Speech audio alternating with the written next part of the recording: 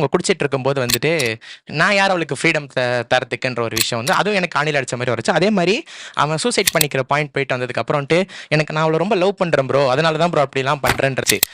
அப்போ வந்துட்டு அவர் சொல்கிற பதில் வந்து எனக்கே சொன்ன மாதிரி இருந்துச்சு. லைக் நீ உண்மையாக லவ் பண்ணியிருந்தா அப்படிலாம் பண்ணியிருக்க மாட்டாருன்னு அப்படின்னு சொன்னோன்னே வந்துட்டு that is the point of realization I hate. அதுதான் தேட்டர் வந்ததுக்கப்புறம் வந்துட்டு எனக்கு ரொம்ப கஷ்டமாச்சு. ஸோ அதுதான் என்னோட டிரான்ஸ்ஃபர்மேஷன். நான் ரொம்ப மோசமாக இருந்தேன். நான் குட் நைட் பார்த்துட்டு சரி ஓகே நம்ம குட் நைட்டில் வேறு மோகன் நினச்சிக்கிட்டு இருந்தேன். பட் ஆனால் வந்துட்டு அது வந்து சோஷியல் மீடியாவில் மட்டும்தான். நம்ம ரியல் லைஃப்பில் வந்து அருண், அதுதான் வந்துட்டு நான் அக்செப்ட் பண்ணிக்கிட்ட விஷயம். அருணா இருக்கிறதும் கஷ்டம், திவ்யாவா இருக்கிறதும் கஷ்டம்னு சொன்னாங்க. எனக்கு அப்படி தெரியல. எனக்கு வந்து மதன் வாண்டரா இருக்கிறது தான் கஷ்டம்னு நினைக்கிறேன். எனக்கு எனக்கு அப்படி தோணுது. மதன் வாண்டரா இருக்கிறது கஷ்டம். இன்னொன்று வந்து ரியலைஸ் பண்ண அருணா இருக்கிறதும் கஷ்டம் அப்படின்னு தோணுது. ஏன்னா அவங்க ரெண்டு பேரில் இல்லை, திவ்யாவுக்கும் ஒரு கான்சியஸ்னஸ் இருந்திருக்கும், அருணுக்கு வந்து இன்னசென்ஸ் இருந்திருக்கும். ஆனால் அந்த இன்னசென்ஸ் போன உடனே கம்ப்ளீட்லி இவங்க வாண்டருக்கும் அதான் நடந்திருக்கு, மதனுக்கும் அதான் நடந்திருக்கு. அவனுக்கும் அதே ஒரு கான்சியஸ்னஸ் வந்தனால இப்போ அவன் என்ன சொல்கிறான், என்னால் ஒரு ரிலேஷன்ஷிப்புக்குள்ளே போக முடியல அப்படிங்கிறான். அந்த ஒரு விஷயம் வந்து ரொம்பவே ஹிட் ஆகும். எனக்கு அவங்க ரெண்டு பேராக கூட இருந்துடலாம் போல், இவனாக இருக்கிறது ரொம்ப கஷ்டம் அப்படின்னு எனக்கு தோணுது. ப்ரோ சொன்னார் சாரி கேட்குறான் அப்படின்ட்டு. அந்த பொண்ணு எந்த ஒரு இடத்துலையுமே சாரின்ற ஒரு வார்த்தை வரல. நான் இதை தான் பேஸாக பார்க்குறேன். ரெண்டு பேருக்குள்ள என்ன பிரச்சனை, டாக்ஸிக் ரிலேஷன்ஷிப் அப்படிலாம் இல்லை. சண்டை எதாக இருந்தாலும் வந்துக்கிட்டு தான் இருக்கும். விட்டு போகக்கூடாதுன்னு யார் ஒரு ஸ்டெப் எடுக்கிறானோ அவள் அவ்வளோ பெரிய ஆளாக நான் பார்க்குறேன்.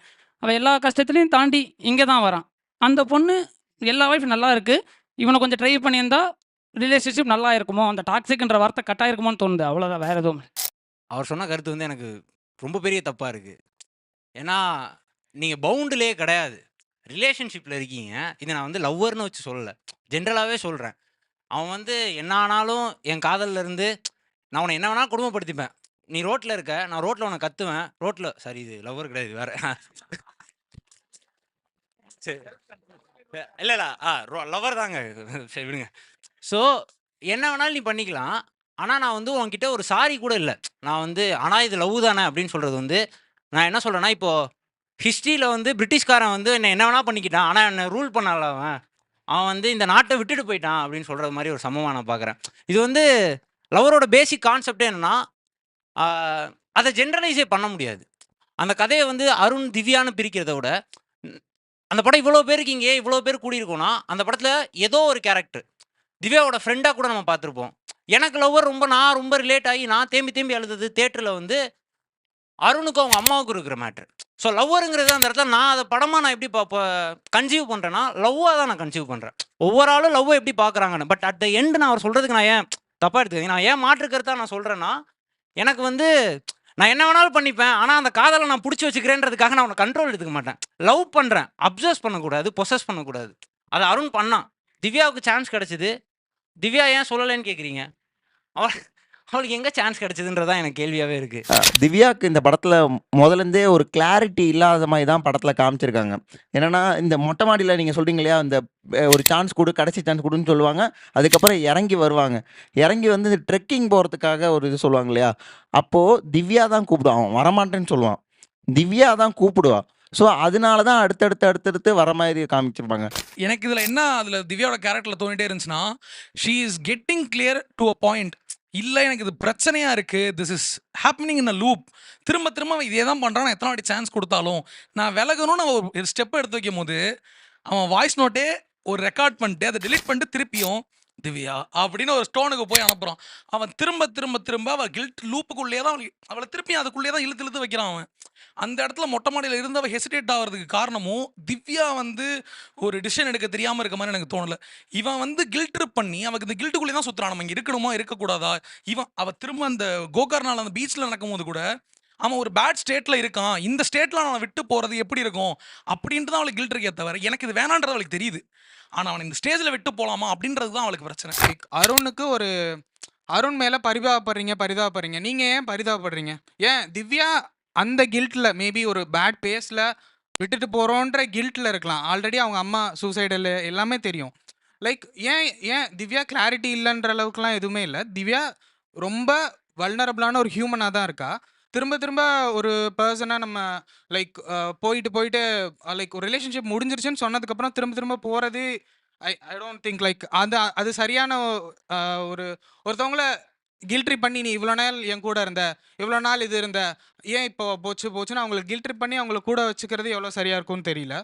ஸோ திவ்யா ஹேஸ் திஸ், நீங்கள் எல்லாரும் சொல்கிற அருண் மேலே இருக்கிற ஒரு பாவம், லைக் அருண் மேலே நீங்கள் பாவப்படுறதுக்கான ரீசன் திவ்யா கிட்டேயும் இருக்கலாம்.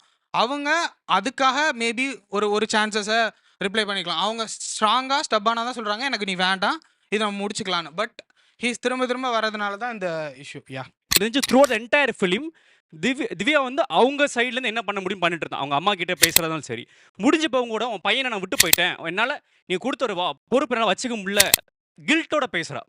திவ்யா வந்து அந்த சைடு என்ன பண்ணியிருக்க முடியும்னு தெரில.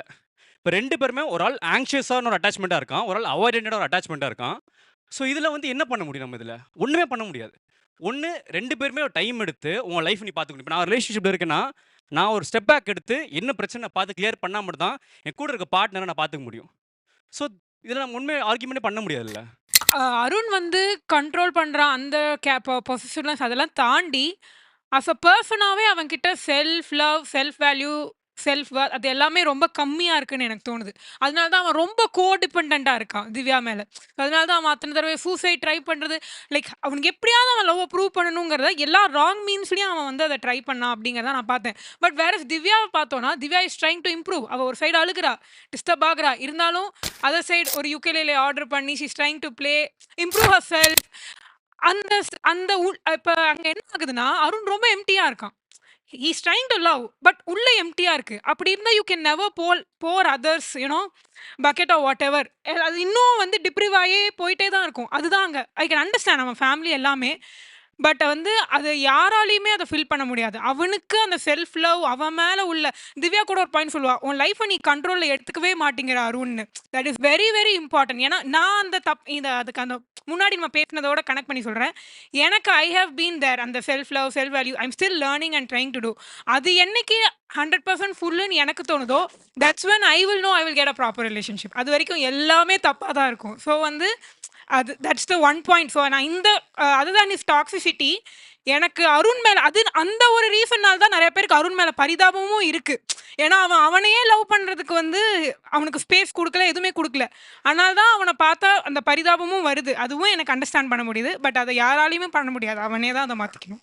அந்த ரீல்ஸ் எல்லாம் வந்துட்டு ஒரு ஃப்ரெண்ட்ஷிப் சம்மந்தப்பட்ட ஒரு விஷயம் வந்துட்டு ஃபேமஸாக போயிடுச்சு.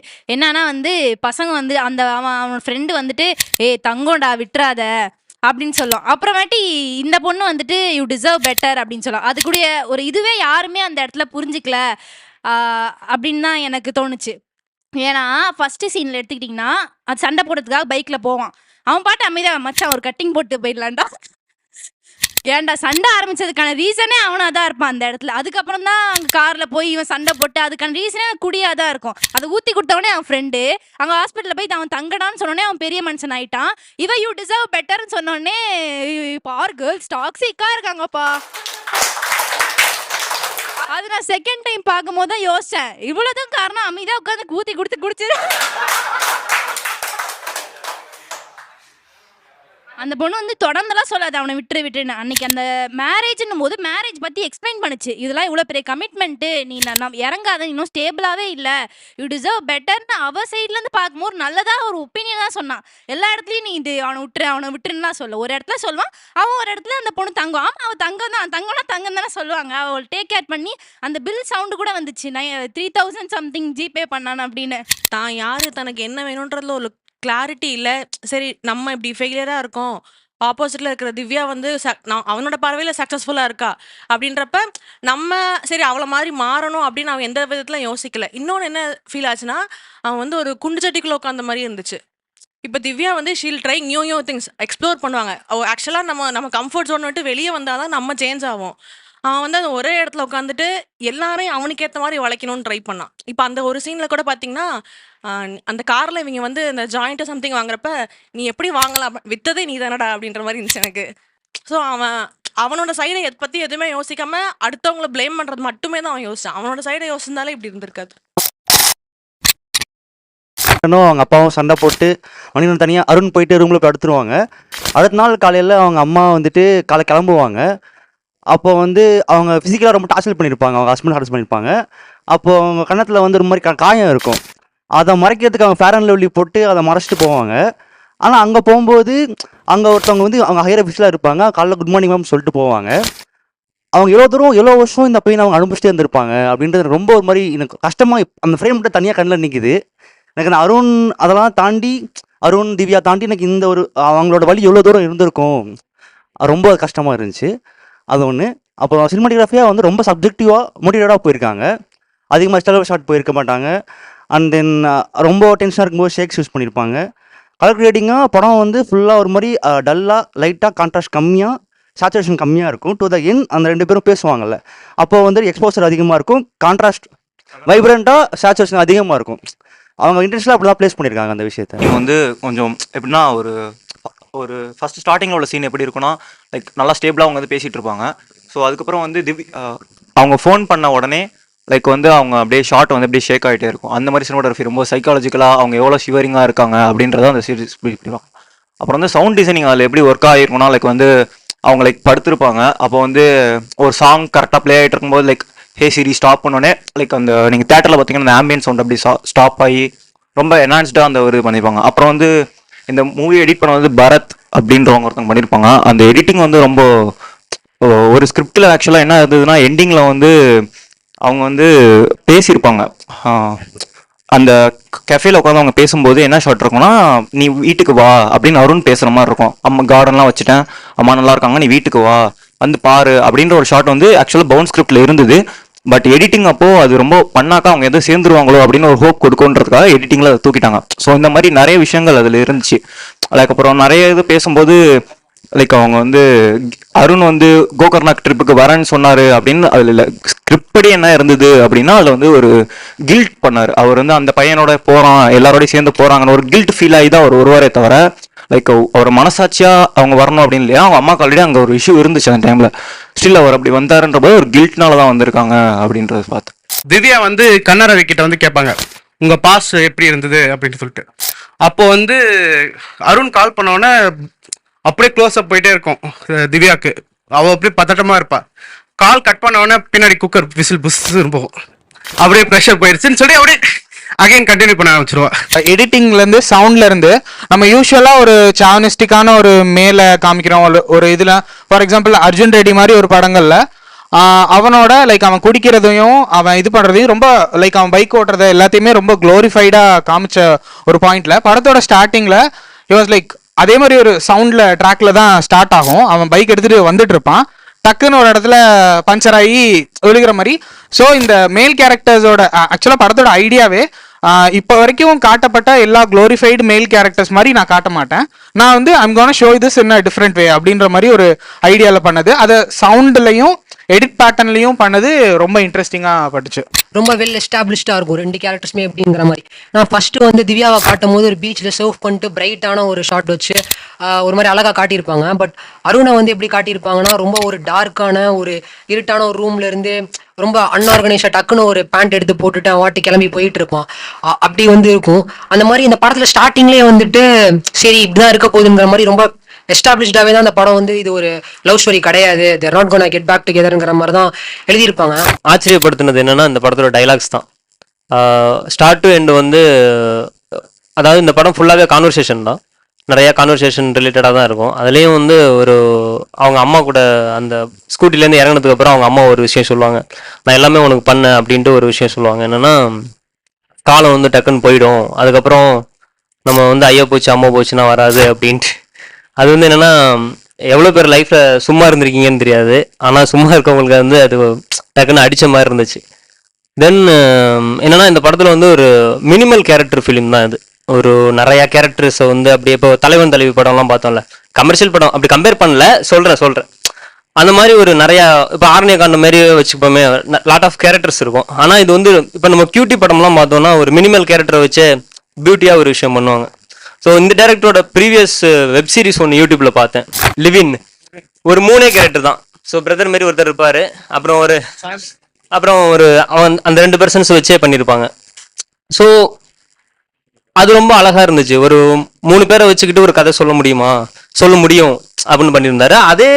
நான் லவர்லையும் பார்த்தேன். மினிமம் பார்த்தீங்கன்னா இந்த 2 கேரக்டர், அதை சார்ந்த ஒரு 3-4 கேரக்டர், அப்படியே அதை தாண்டி ஸ்க்ரீனை விட்டு யாராவது வந்தால் கூட அந்த கேரக்டர்ஸ் கூட நிற்கிற மாதிரியான ஒரு டைலாக்ஸ் ஃபுல்ஃபில் பண்ணியிருந்தாங்க. இப்போ அவங்க முன்னாடி லவ் பண்ண சீன்ஸ் அது சுச்சுவேஷன் அதெல்லாம் காமிக்காம டேரெக்டாக அந்த டாக்ஸிசிட்டிக்குள்ளே இறங்கிடுவாங்க.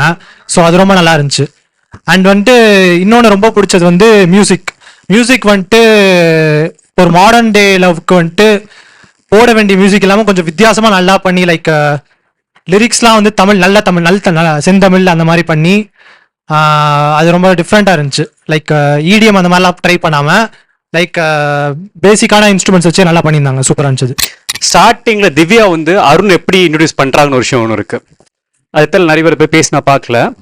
பட் அவங்களாம் அந்த பேசிகிட்டு இருக்கும்போது திவ்யாட்ட கேட்பாங்க, நீ சொல்லுவோம் ரிலேஷன்ஷிப் எப்படி ஸ்டார்ட் ஆச்சு அப்படிங்கும்போது திவ்யா வந்து சொல்கிறது எப்படின்னா ஒரு சந்தோஷமான விஷயத்த சொல்லுவாங்க. அதில் எப்படின்னா காலேஜ் டைமில் கல்ச்சர்ஸ் நடந்துட்டு இருக்கும். எல்லாருமே அருணோட பேர் சொல்லிட்டு இருப்பாங்க. அந்த க்ரௌட்லேருந்து அருண் வரான், எல்லாருக்குமே தெரியாம அப்போ வந்து நம்ம அருணை இன்ட்ரடியூஸ் பண்ணுறது எப்படி காட்டுவாங்கன்னா, ஹி இஸ் நாட் அந்த படம் ஃபுல்லாக ஃபெயிலியராக இருக்கணும் அங்கே காட்டுவோம். அவனோட லைஃப்பில் ஒரு உச்சத்தில் இருக்கும்போது காட்டுவாங்க. Entire crowd knows is gonna win. அருணை காட்டுறது ஒரு ஃபெயிலியர் காட்டிருக்க மாட்டாங்க. அது திவ்யாவுமே அப்படி தான் பார்த்துருப்பாங்க. எனக்கு என்னன்னா அது ஒரு ரிலேஷன்ஷிப்னால 3% சேஞ்ச் ஆவாங்கிறதா. அது எப்படி கட்டவுன்னு பார்த்தீங்கன்னா சொல்லிட்டு இருப்பாங்க. அது அப்படி சொல்லிட்டு இருக்கும்போது டக்குன்னு ஒரு மாதிரி ஒரு கால் வரும். அதுவும் அருண் தான் பண்ணும். ஸோ நம்ம கிட்ட இது வரைக்கும் ஒரு அருண் ஒரு மாதிரி காமிச்சிருப்பாங்க. அதை உடைக்கிறது அருண் தான். என்டையர் ஸ்டோரிஸ் பீங் சம்ட் அப் அந்த மாதிரி தோணுச்சு. அது ரொம்ப ஃபேவரட்டான ஒரு சீன் இருந்துச்சு. எனக்கு படத்தில் வந்து ஒரு 3 டைலாக் பிடிச்சிருந்துச்சு. ஃபர்ஸ்ட் டைலாக்னா ட்ரெக்கிங் போகும்போது அவன் சொல்லுவான்,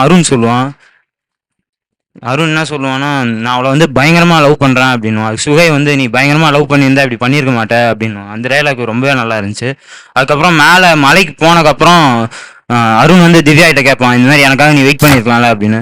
நான் எவ்வளவோ வெயிட் பண்ணி பார்த்துறேன், நீ வர மாதிரியே தெரில அப்படின்வாங்க. அந்த இடத்துல சொல்லிட்டாங்க ரிலேஷன்ஷிப் இதுக்கு மேலே வேலைக்கே ஆகாது, முடிஞ்சே தான் ஆகணும் அப்படின்னு சொல்லி. படத்து ஃபுல்லாக திவ்யா வந்து அருணை வந்து நீ மாறவே மாட்டேன்னு சொல்லியிருப்பாங்க. அருண் வந்து திவ்யாவை நீ ரொம்ப மாறிட்ட அப்படின்னு சொல்லுவாங்க. கடைசியில் திவ்யா வந்து இதான் நானும் நினைக்கிறேன் அப்படின்னு சொல்லியிருப்பாங்க. அது ரொம்ப நல்லா இருந்துச்சு. நான் வந்து ஒரு சீனை பற்றி சொல்லணும்னு நினைக்கிறேன். அவன் பர்த்டே பார்ட்டிக்கு அவன் போவான். அப்போ அவங்க மேலே போய் பேசிகிட்டு இருப்பாங்க. அந்த சீனில் வந்து இவன் எமோஷனலாக பேசிட்டு அவளை ஹக் பண்ணுவான். அப்போ அவளுக்கு வந்து மைண்டில் என்ன ஓடுன்றது நம்மளுக்கே புரியாது. அவள் வந்து ஹக் பண்ணுற மாதிரி போவா, ஆனால் பண்ணணுமா வேணாமன்ற மாதிரி ஒரு யோசிப்பா. அப்போ வந்து அவங்க ஃப்ரெண்டு வந்தோடனே ஸ்டாப் பண்ணுவாங்க. ஸோ அந்த படத்துலேருந்து அந்த பாயிண்ட்லேருந்து அந்த மூவியில் வந்து அவனை வந்து எங்கேயுமே மன்னிக்கக்கூடாதுன்ற ஒரு இதுவில் இருக்க மாதிரி எனக்கு ஒரு தோணும். கிளியராக இருப்பான், இதுக்கப்புறம் என்ன தான் பண்ணாலும் நம்ம மன்னிக்கக்கூடாது. ஏன்னா அவன் பாட்டியில் கூட வாண்டி எடுத்துட்டு ஹக் பண்ணி ட்ரை பண்ணுவான். இவன் ஒருமே இது பண்ணவே பார்ப்பான், கொஞ்சம் தள்ளி போனவே பார்ப்பான். ஸோ அந்த இடத்துல அவள் ரொம்ப கிளியர் ஆகிறாளோ, அவள் போயிட்டு ஹக் பண்ணியிருந்தாலும் மேபி அந்த லூப் கண்டினியூ ஆகிருக்கலாம். மேபி மறுபடியும் நல்லா ஹாப்பியாக இருந்துட்டு மறுபடியும் ஏதாவது குறை சொல்லி மறுபடியும் சண்டை போட்டு மறுபடியும் அந்த லூப் ஒன்றும் கண்டினியூ ஆகிருக்கலாம். மேபி அந்த இடத்துல இருந்து அந்த லூப் வந்து ஒரே ஸ்டாப் ஆகி நெக்ஸ்ட் லெவலுக்கு அவங்க 2 பேர் லைஃபும் மூவ் ஆகிற மாதிரி எனக்கு தோணுச்சு. And I want to add another 2 things. Like நம்ம பேசினது வந்து அருண் கரெக்டாக இல்லை திவ்யா கரெக்டான்றதை விட ஒரு simple 2 things could have been make the situation better. Like Arun வந்து எந்த இடத்துலையுமே திவ்யா ஷோ வந்து யோசிக்கவே மாட்டான். ஒரு 2 minutes எடுத்து அவன் ஏன் அதை பண்ணுறா அப்படின்னு யோசிச்சிருந்தா maybe that could have been make a relationship better. And இன்னொன்று என்னென்னு நினச்சேன்னா, அருண் வந்து எப்பயுமே தான் பண்ணுறது கரெக்டுன்ற மாதிரி நினச்சிக்கிட்டு இருக்கான். அவன் ஒரு இடத்துல வந்து அவகிட்ட வந்து சத்தியம் பண்ணிவிட்டு நான் ஒழுங்காக இருப்பேன்னு சொல்லிட்டு அவன் அந்த சத்தியத்தை மீறப்ப அவனுக்கு ரொம்ப உறுத்திக்கிட்டே இருக்குது, எப்படி நான் சொல்கிறது. அவன் தப்பு பண்ணுறது அவன் ஏற்றுக்கவே மாட்டான். மேபி அந்த 2 விஷயத்தை அவன் பண்ணியிருந்தானா மேபி அவங்க ரிலேஷன்ஷிப் இன்னும் பெட்டராக இருந்திருக்கும். அருணோட ரியலைசேஷன் பாயிண்ட் வந்து எனக்கு எப்படி இதாச்சுன்னா, திவ்யா வந்து அவங்க அப்பா மாதிரி இருக்கான்னு சொன்னப்போ எனக்கு அது வந்து ரிலேஷன்ஷிப் பாட்டாக தெரியல. அவன் வந்து கோவப்பட்டு தான் எந்திரிச்சு போயிட்டு கட் பண்ணால் ஒரு போஸ்ட் கிரெடிட் சீன் வரும். போஸ்ட் கிரெடிட் சீனில் 2 பேரும் கெஃபேல மீட் பண்ணுவாங்க. அருண் வந்து ரொம்ப கில்ட்டில் அவளை பார்ப்பான், அந்த குற்ற உணர்ச்சியில் பார்த்து அதுக்கப்புறம் வந்து ஒரு மெட்டஃபரிக்காக காம்ப்ளிமெண்ட் மாதிரி அதை கொண்டு போய் கொடுத்து அவளை பார்ப்பான். அதுதான் வந்து அவன் வந்து அவளுக்கு கொடுக்குற ஒரு அப்பாலஜி மாதிரி எனக்கு ஃபீல் ஆச்சு. ஸோ அதுதான் அருணோட ரியலைசேஷன் பாயிண்ட்டு. அவங்க அப்பா மாதிரி இருக்கான்னு சொன்னப்ப அப்பயே அவன் ரியலைஸ்லாம் பண்ணல, கோவப்பட்டு எந்திரிச்சு போயிடுவான். அவன் கூட எப்படி நீ என்ன கம்பேர் பண்ண அப்படின்னு சொல்லிட்டு அவன் ஃபோர்ஸ்ஃபுல்லாக ஹக் பண்ணுறது ரொம்ப ஹாண்டிங்காக இருந்துச்சு அது பார்க்குறதுக்கு. அந்த இடத்துல என்னடா பண்ணுற நீ அப்படின்ற மாதிரி தான் இருந்துச்சு. Even though she is a person that you loved, it is the person that you loved, that is over there. அந்த இடத்துல நீ அவளை ஃபோர்ஸ் பண்ற, அவ்வளோ டிஸ்கஸ்டடாக ஃபீல் பண்ணி she is trying to let out of him. அவள் வெளில வரதுக்கு அவ்வளோ ட்ரை பண்ணி உடச்சிக்கிட்டு வர பார்க்குறா, இவன் இழுத்து பிடிக்கிறான்றத அந்த மொத்த படத்தையுமே அந்த ஒரு ஹக்லேயே முடிச்ச மாதிரி இருந்துச்சு எனக்கு. எனக்கு படத்தில் வந்து மியூசிக்கை ட்ரீட் பண்ண விதம் வந்து ரொம்ப பிடிச்சிருந்தது. அதுலேயும் பாடலில் வர வரிகளில் வந்து அவனோட மைண்ட் செட்டை வந்து ரொம்ப ரிஃப்ளெக்ட் பண்ணியிருப்பாங்க. உனக்கு பிடித்த என்னை எங்கே நீ தொலைத்தாய், எனக்கு பிடித்த உன்னை ஏன் கலங்க வைத்தாய், அவனை பற்றியே அவன் பேசுறது, அவன் அந்த மைண்ட் செட்டில் தான் இருக்கான். அந்த தேன் சுடரே சாங் பிளேஸ்மெண்ட்டும் மிடில் இருக்கும். ஆரம்பத்தில் ஒரு லவ் சாங் இருக்கும், மிடில் ஒரு தேன் சுடரே இருக்கும், எண்டில் வந்து அவன் ஒரு சாஃப்டான ஒரு இதோட படம் அப்படி தான் ஒரு அருவியிலேருந்து கீழே அப்படி ஃப்ளோ ஆகுது அப்படின்ற மாதிரியான அந்த ஒரு சாங் பிளேஸ்மெண்ட்டில் அந்த சாங் ட்ரீட் பண்ண விதத்துலையுமே அது வந்து ரொம்ப ஃபேண்டாஸ்டிக்காக இருந்தது. ஆக்சுவலாக எனக்கு ரொம்ப பிடிச்சிருந்துச்சு. அவனோட மைண்ட் செட்டை வந்து அந்த பாட்டில் ரிஃப்ளெக்ட் பண்ணது ரொம்ப நல்லா இருந்தது.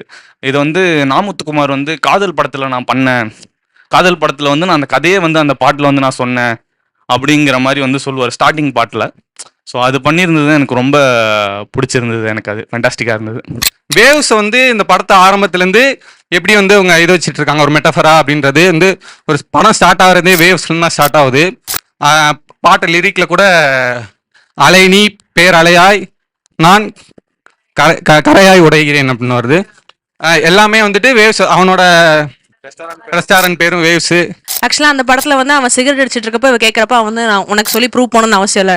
எனக்கு அந்த இடத்துல எப்படி ஃபீல் ஆச்சுன்னா, அந்த பாயிண்ட்ல இருந்து தான் அவனை யோசிக்கிறான்னு எனக்கு ஃபீல் ஆச்சு. அவன் அது ஈகோவாவோ இல்லை நீலாம் எனக்கு தேவையே இல்லை அப்படி சொன்ன மாதிரி எனக்கு தெரியல. எனக்கு அந்த இடத்துல எப்படி ஃபீல் ஆச்சுன்னா, என் லைஃப்பை நான் தான் இனிமேல் டிசைட் பண்ணும், நான் கண்ட்ரோலில், நான் சரியோ தப்போ அதை நான் யோசிச்சுக்கிறேன் அப்படின்ற மாதிரி அவன் தன்னை ரியலைஸ் பண்ணுற மாதிரி எனக்கு அந்த இடத்துல ஃபீல் ஆச்சு.